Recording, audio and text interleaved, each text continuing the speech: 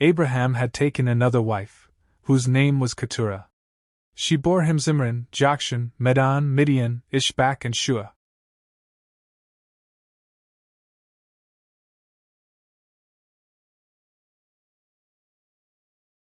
Jokshan was the father of Sheba and Dedan. The descendants of Dedan were the Ashurites, the Letushites, and the Lamites. The sons of Midian were Ephah, Epher, Hanok, Abida, and Eldah. All these were descendants of Keturah. Abraham left everything he owned to Isaac. But while he was still living, he gave gifts to the sons of his concubines.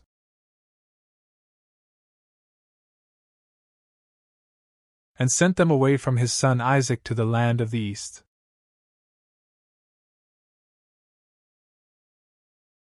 Abraham lived 175 years.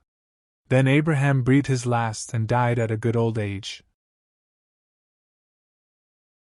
An old man and full of years, and he was gathered to his people.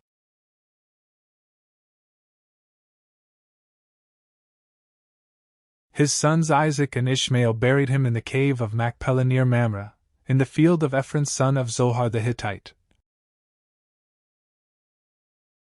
The field Abraham had bought from the Hittites.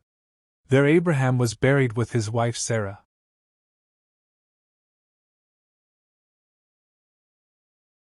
After Abraham's death, God blessed his son Isaac, who then lived near Beer Lahai Roi. This is the account of the family line of Abraham's son Ishmael, whom Sarah's slave, Hagar the Egyptian, bore to Abraham. These are the names of the sons of Ishmael, listed in the order of their birth: Nebaioth the firstborn of Ishmael, Kedar, Adbeel, Mibsam, Mishma, Dumah, Massa, Hadad, Tema, Jetur, Naphish, and Kedemah. These were the sons of Ishmael. And these are the names of the 12 tribal rulers according to their settlements and camps. Ishmael lived 137 years. He breathed his last and died, and he was gathered to his people.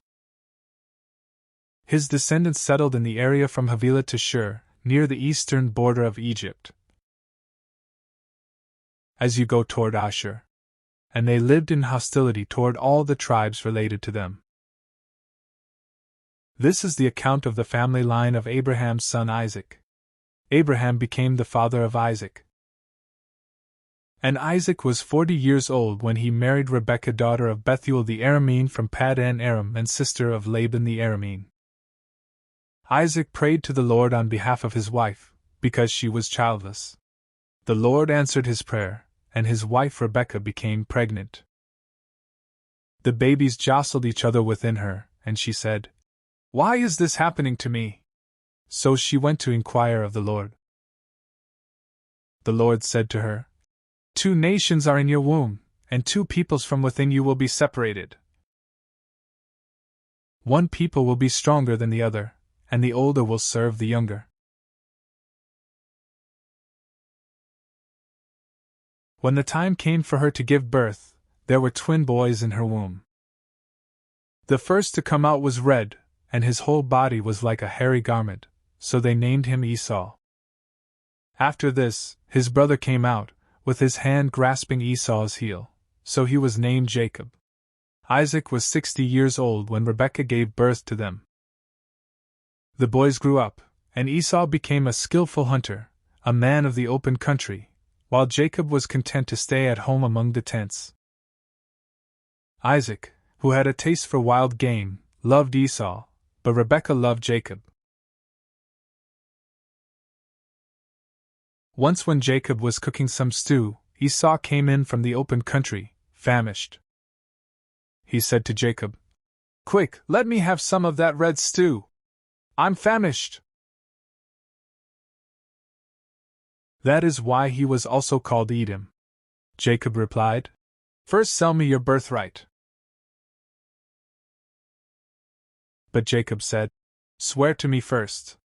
So he swore an oath to him, selling his birthright to Jacob. Then Jacob gave Esau some bread and some lentil stew. He ate and drank, and then got up and left. So Esau despised his birthright.